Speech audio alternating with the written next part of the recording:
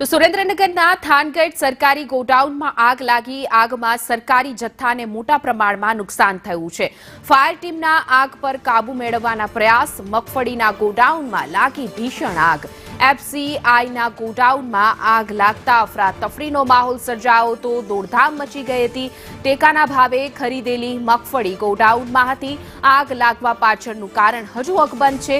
કરોડો રૂપિયાની મગફળી બળીને ખાખ થઈ ગઈ છે. થાનગઢ સરકારી કચેરીમાં આ પ્રકારની ઘટના બની છે કે જ્યાં મોટા પ્રમાણમાં જથ્થાને નુકસાન થયું છે. સરકારી ગોડાઉન હતું કે જ્યાં મોટા પ્રમાણમાં મગફળીનો જથ્થો ટેકાના ભાવે ખરીદેલી હતી. એ મગફળી રાખવામાં આવી હતી, પરંતુ હવે મગફળીનું આખું ગોડાઉન બળીને ખાખ થયું છે.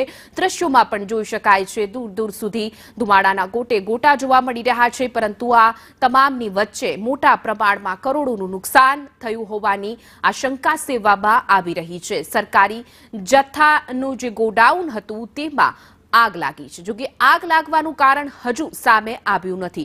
કોના પાપે કરોડોની મગફળી બળીને રાખ થઈ એ મોટો સવાલ ઉઠી રહ્યો છે. કઈ બેદરકારીના કારણે? કારણ કે આ ગંભીર બેદરકારી કરોડોનું મગફળી જે ટેકાના ભાવે ખરીદવામાં આવી હતી સરકાર દ્વારા, અને એ હવે મગફળી રાખ થઈ છે. તો સરકારી ગોડાઉનમાં આગમાં સરકારી જથ્થાને મોટા પ્રમાણમાં નુકસાન થયું છે. ફાયર ટીમના આગ પર કાબુ મેળવવા પ્રયાસ હાથ ધરવામાં આવી રહ્યા છે. એક્સક્લુઝિવ તસવીર અમે તમને બતાવી રહ્યા છીએ કે આ સરકારી ગોડાઉનમાં જે મોટા પ્રમાણમાં મગફળીનો જથ્થો રાખવામાં આવ્યો હતો, એફસીઆઈના ગોડાઉનમાં આગ લાગતા દોડધામ મચી ગઈ હતી. ટેકાના ભાવે ખરીદેલી મગફળી હવે રાખ થઈ છે. પરંતુ સવાલ એ થઈ રહ્યો છે, આટલી મોટી બેદરકારી કોના પાપે કરોડોનું નુકસાન થયું છે?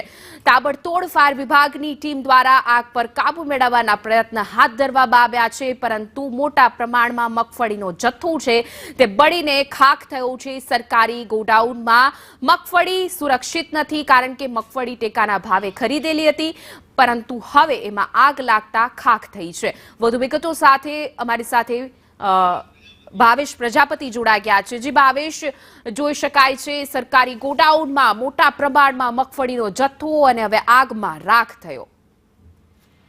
ચોક્કસ વાત કરવામાં આવે તો સુરેન્દ્રનગર જિલ્લાના થાનગઢના મગફળીના ગોડાઉનમાં એકાએક છે આગની ઘટના છે સામે આવી હતી. એફસીઆઈના ગોડાઉનમાં આગની ઘટના છે બની હતી. જે મગફળીની જે ખરીદી કરી હતી એ તમામ માલ છે આ ગોડાઉનમાં રાખવામાં આવ્યો હતો અને એમાં ભીષણ આગ છે લાગી હતી. તમામ મગફળી છે બળીને ખાખ થઈ ગઈ છે. મોટા પાયે નુકસાન છે પણ સામે આવી રહ્યું છે. ઘટનાની જાણ થતાં પ્રાંત અધિકારી, મામલતદાર સહિતની ટીમ છે ઘટના સ્થળે પહોંચી હતી. આગને કાબુમાં લેવા માટે થઈ થાનગઢ ફાયરની ટીમ તેમજ ચોટીલા ફાયરની ટીમ પણ ઘટના સ્થળે પહોંચી છે અને આગને કાબુ લેવાનો પ્રયત્ન છે કરવામાં આવી રહ્યો છે. આગ શેના કારણે લાગી, કયા કારણોસર શું બનાવ બન્યો હતો એ અંગે પણ પોલીસે વધુ તપાસ હાથ ધરી છે. પરંતુ વધુ એક આગની ઘટના છે એ બની છે અને મહત્વની વાત એ છે કે આ ઘટનામાં કોઈ જાનહાનિ કે કોઈ વ્યક્તિને નુકસાન છે એ નથી થયું. માત્ર ને માત્ર જે ગોડાઉનમાં રાખેલી તમામ મગફળી છે એ જ બળીને ખાખ થઈ ગઈ છે. એ પણ રાહતના સમાચાર છે તંત્ર માટે. હાલ તંત્ર છે એ આગને ઓલવવાની કામગીરી છે કરી રહ્યું છે. જી ભાવેશ, સમગ્ર માહિતી બદલ આપનો આભાર.